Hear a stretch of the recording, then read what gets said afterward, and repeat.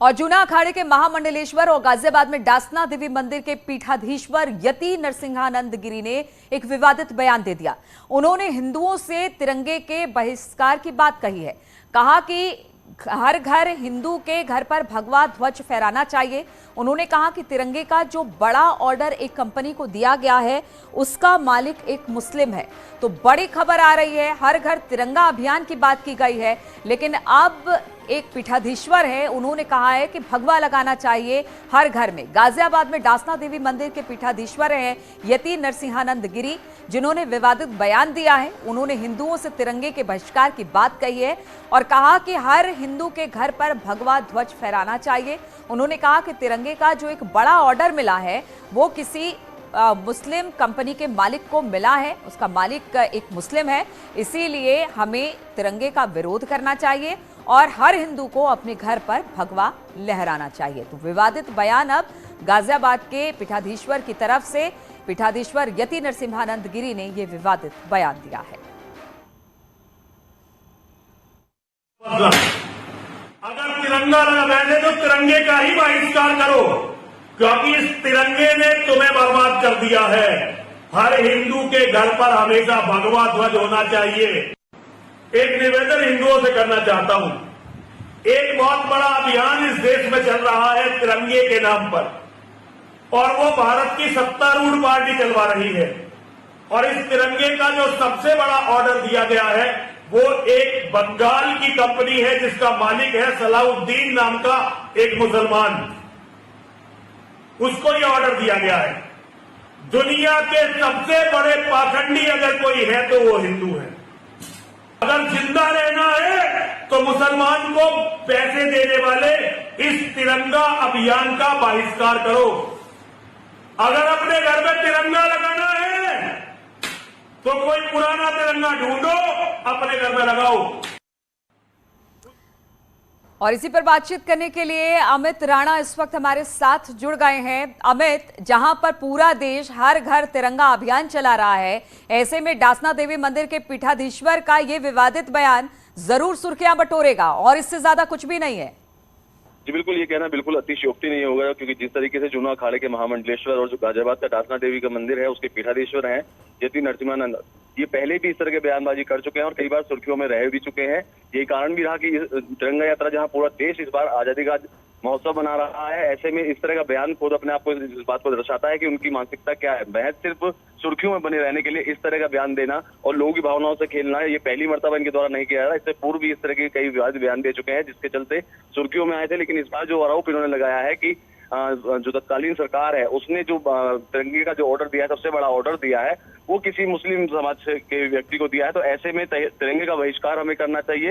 हिंदुओं के लिए भगवा होता है तो भगवे का जो झंडा है, भगवा रंग का जो झंडा है, वो हमें लगाना चाहिए। बिल्कुल। और अमित, नरसिंहानंद को ये समझ में नहीं आता कि तिरंगे की बात कर रहे हैं जो कि भारत की आन बान शान है, उससे हम भगवा को कैसे जोड़ दें।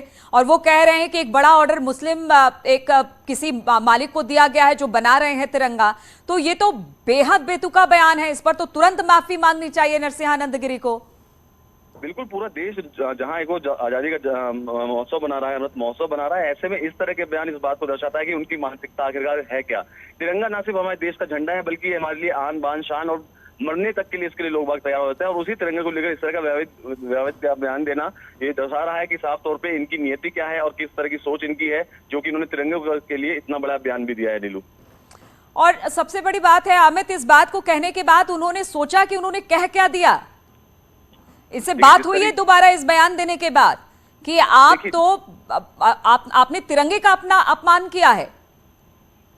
देखिए, बयान देने के बाद जिस तरीके से खुद ही इन्होंने पूरी वीडियो को वायरल किया है, इनकी तरफ से ये वीडियो वायरल किया गया है, उससे साफ जाहिर होता है कि इनकी जो सोच है उसी सोच के हिसाब से इन्होंने वीडियो बनाया और उसको वायरल भी किया है। अगर इन्हें इस बात पे कुछ भी गिलानी होती, आत्मगिलानी होती, तो संभवतः ये ऐसी हरकत ना करते और वीडियो बन भी गई। बिल्कुल अमित, इस वक्त हमारे साथ एसपी प्रवक्ता अनुराग भदौरिया जी भी जुड़ गए हैं। अनुराग भदौरिया जी, आपने क्या सुना पीठाधीश्वर यति नरसिंहानंद ने क्या कहा? उन्होंने कहा है कि तिरंगा अभियान गलत है, उसकी जगह हर हिंदू के घर पर भगवा होना चाहिए।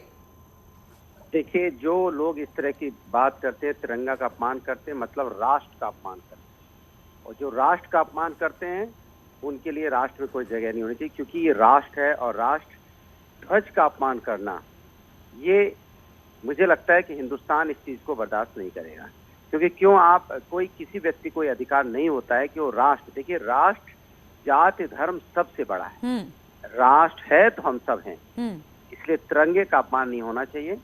और इसके ऊपर जो सरकारें होती हैं उनको इस पे नजर रखनी चाहिए कि कौन है जो तिरंगे का अपमान करता है। तिरंगे का अपमान इस देश में नहीं होना चाहिए। तो आपको लगता है कि इस तरह के बयान से सुर्खियां बटोरने के लिए दिया जाता है? इस तरह के लोगों पर कार्रवाई होनी चाहिए। अगर वो तिरंगे और देश का अपमान करते हैं तो ऐसे लोगों के खिलाफ अपमान इस देश को बर्दाश्त नहीं करना चाहिए। अब इस सरकार की जिम्मेदारी होती है, सरकार इसको संज्ञान। आप लोग इस तरह के लोगों को बिल्कुल, मैं कह रहा हूँ आप लोग तुम लोग कुछ नहीं होता है, ये राष्ट्र की बात है, ना हम ना आप ना कोई। राष्ट्र का अपमान नहीं होना चाहिए।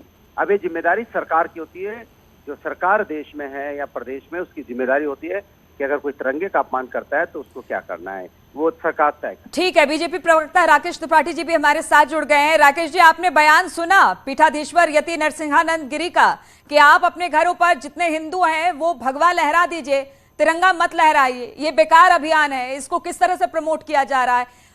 इस तरह की बातें कोई कैसे कर सकता है राकेश जी? कोई भी व्यक्ति किसी भी जाति मजहब का हो, उसने कोई भी वस्त्र पहन रखे हो, अगर वो भारत के संविधान के संदर्भ में, भारत के राष्ट्रीय ध्वज के संदर्भ में या भारत के राष्ट्रगान के संदर्भ में इस प्रकार की टिप्पणी करता है तो निश्चित तौर पर कानून और प्रशासन को बहुत कठोरता के साथ कार्रवाई करनी चाहिए। ऐसे किसी भी व्यक्ति की बात को क्षमा नहीं किया जा सकता है, नजरअंदाज नहीं किया जा सकता है।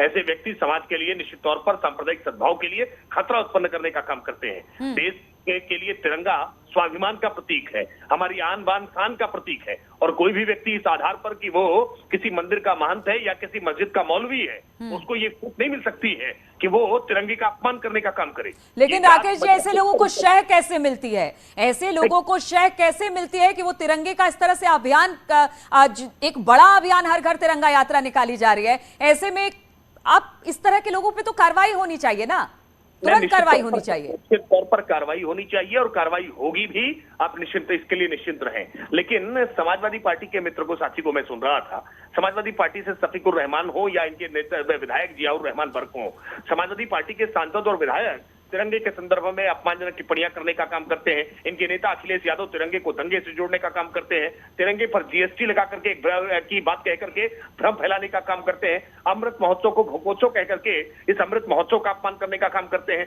यानी समाजवादी पार्टी के नेता जब लगातार तिरंगे और अमृत महोत्सव का अपमान करने का काम कर रहे हैं तो ऐसे में समाजवादी पार्टी को कोई अधिकार नहीं होना चाहिए कि वो इस तरह की बात कहे। जहां तक बात किसी महंत के द्वारा कहे जाने की है, मैं बहुत जिम्मेदारी के साथ इस बात को कहूंगा कि कोई भी व्यक्ति कानून से ऊपर नहीं है, कोई भी व्यक्ति भारत के तिरंगे से ऊपर नहीं है, कोई भी व्यक्ति भारत के संविधान से ऊपर नहीं है। अगर कोई तिरंगे का, भारत के संविधान का अपमान कर रहा है तो निश्चित तौर पर उस पर जो भी कानून है उन कानूनों के तहत। बिल्कुल अनुराग भदौरिया जी, राकेश जी कह रहे हैं कि पूरी जिम्मेदारी के साथ मैं कहता हूं कि नरसिंहानंद पर कार्रवाई होगी, लेकिन एसपी के नेताओं की तरफ से तिरंगे को लेकर और बाकी चीजों को लेकर, देश को लेकर तरह तरह के बयान दिए जाते हैं, उन पर कभी एसपी कोई भी कार्रवाई नहीं करती है। हम लोग समाजवादी में किसी व्यक्ति ने नहीं कहा कि आप तिरंगा मत लहराइए, किसी व्यक्ति ने नहीं कहा कि तिरंगा हम नहीं लगाएंगे। हम समाजवादी लोग हैं, तिरंगा को बेचते नहीं हैं। तिरंगा हमारी मान शान है और तिरंगा समाजवादी। लेकिन अनुराग भदौरिया जी, आप लोगों ने हर घर तिरंगा यात्रा पर सवाल तो उठाए हैं ना आप लोग। अरे सुनिए तो पहले मेरी बात भी तो सुनिए। आपने कहा विरोध नहीं किया, तो आपने जब कह रहे हैं कि विरोध नहीं किया तो आपने किया तो है विरोध। देवी जी, आज रक्षाबंधन का दिन है, बोलने दीजिए। रक्षाबंधन के दिन तो कम से कम भाइयों का ध्यान रखिए। कहा इतना, अरे भाइयों का बड़ा ध्यान है अनुराग जी, भाइयों का बड़ा ध्यान है, भाइयों का बड़ा ध्यान है, लेकिन बात तिरंगे की हो रही है, बात देश की हो रही है। अरे बोलने तो देंगे। चलिए बोलिए। कहा समाजवादी लोगों ने तिरंगा यात्रा निकाली जो बीजेपी नहीं निकाल पाए। लखनऊ के अंदर में समाजवादी लोगों ने, चाहे अनुराग भदौरिया हो, पूरे लखनऊ में घूम घूम के तिरंगा फ्री में रेडी पे रख के बांटा है। इनके है, ये लोग बेच रहे थे। हम बेचते नहीं है तिरंगा को। तिरंगा को हम लोगों को कहते हैं, ये लीजिए अपने घर पे लगाइए। उनसे पैसे नहीं लेते, उसके बदले में आइए 20 रुपया दीजिए, 30 रुपया दीजिए, और नहीं है तो आपके पास होंगे। समाजवादी लोग घूम घूम के तिरंगा बांटते हैं। इसलिए समाजवादियों को, उन लोगों को बताने की जरूरत नहीं है जो लोग तिरंगे का कभी उन्होंने 1948 से लेके और 1952 तक जिन्होंने तिरंगा न फहराया हो, जिन्होंने तिरंगा का विरोध किया हो, वो आज तिरंगे की बात करते तो हास्यास्पद लगता है। लेकिन सवाल ये नहीं है, सवाल ये है कि जो लोग, जो महंत हो चाहे कोई हो, अगर इस देश के अंदर में तिरंगे के अपमान करने की बात करेगा कि तिरंगा नहीं लगाना चाहिए, राष्ट्रध्वज का अपमान की बात करेगा, उसके ऊपर में सरकार को सख्त से सख्त कार्रवाई करनी चाहिए। जिम्मेदारी सरकार की होती है। अब सरकार इस पे क्या करती है ये देखने की बात है। हम समाजवादी लोग कभी नहीं कहते कि हम समाजवादी लोग हमेशा तिरंगे के साथ होते हैं और तिरंगा यात्रा भी निकालते हैं। अरे मैं तो कहता हूँ भारतीय जनता पार्टी के तो बड़े बड़े नेता हैं, कितने नेताओं ने तिरंगा यात्रा निकाली है। मैं आपसे बात कर रहा हूँ, अनुराग भदौरिया ने तो हर रोज एक निकालता है, कल भी निकाली थी, परसों भी निकाली है।